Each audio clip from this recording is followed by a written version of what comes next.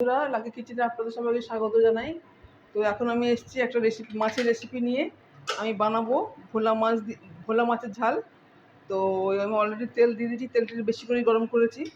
এই ভোলা মাছ আমি কেটে ধুয়ে আর নুন হলুদ আর লঙ্কার গুঁড়ো লাগিয়ে রেখেছি। এবার আমি ভাজবো মাছগুলো। তো আপনারা দেখুন,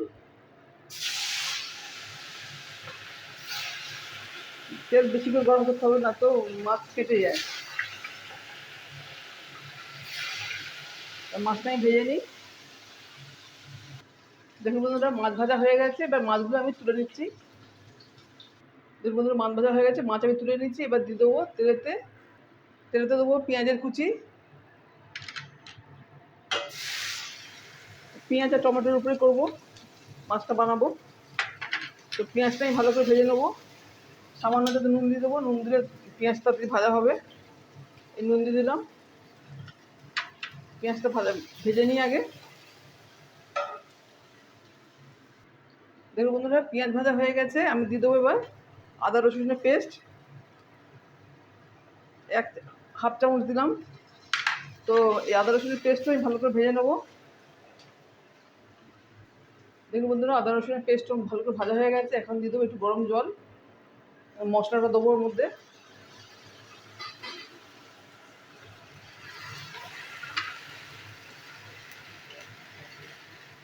এখানে আছে ধনে জিরের গুঁড়ো, হলুদের গুঁড়ো আর লঙ্কার গুঁড়ো, আমি দিয়ে দিচ্ছি সব একসাথেই।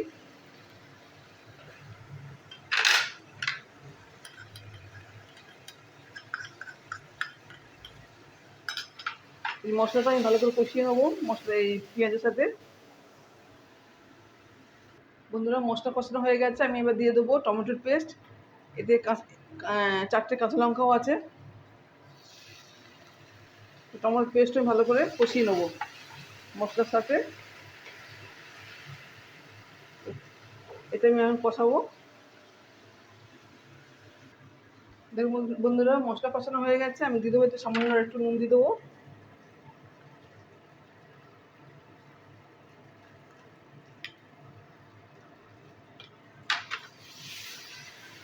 আর দিয়ে দেবো গরম জল।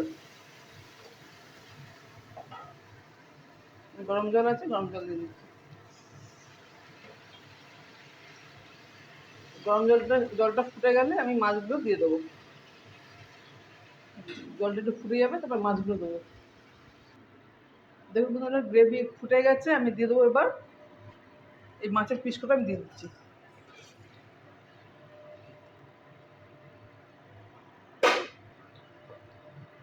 আর এখানে দুটো কাঁচা লঙ্কা আমি ফাটিয়ে রেখেছি, লঙ্কা দুটো দিয়ে দিলাম। এবার ঢাকা দিয়ে রাখবো 2 মিনিট হোক, তারপর আমি নামিয়ে দেবো। দেখুন বন্ধুরা, হয়ে গেছে ভোলা মাছের ঝাল। তো এবার আমি গ্যাস অফ করে দেবো আর সার্ভিং বলে আমি ঢেলে দেবো। তো আপনারা দেখলেন, ভালো লাগলে অবশ্যই আমার চ্যানেলকে লাইক করবেন, শেয়ার করবেন, সাবস্ক্রাইব করবেন। আপনারা বানাবেন, ভালো লাগবে। এভাবে একটু ধনেপাতা দিলে হতো, কিন্তু ধনেপাতা এই মুহূর্তে আমার কাছে নেই, মানে ঘরেতে নেই। তো এইভাবেই আমি নামিয়ে দিচ্ছি। আমি গ্যাস অফ করে দিচ্ছি। এবার আমি সার্ভিং বলে ঢেলে দেবো। দেখুন বন্ধুরা, হয়ে গেছে ভোলা মাছের ঝাল। তো আপনারা দেখলেন, ভালো লাগলে অবশ্যই লাইক শেয়ার করবেন, সাবস্ক্রাইব করবেন। আপনারাও বানাবেন, খাবেন। আর ধনেপাতা দিলে ভালো হতো, কিন্তু ধনেপাতা নেই। তো যাই হোক, এইভাবেই আমি পরিবেশন করব। তো ভালো লাগলে অবশ্যই একই কথা, লাইক শেয়ার করবেন, সাবস্ক্রাইব করবেন। আর এই মুহূর্তে এই সময় আমি আমার ভিডিওটা শেষ করলাম। নমস্কার, টাটা।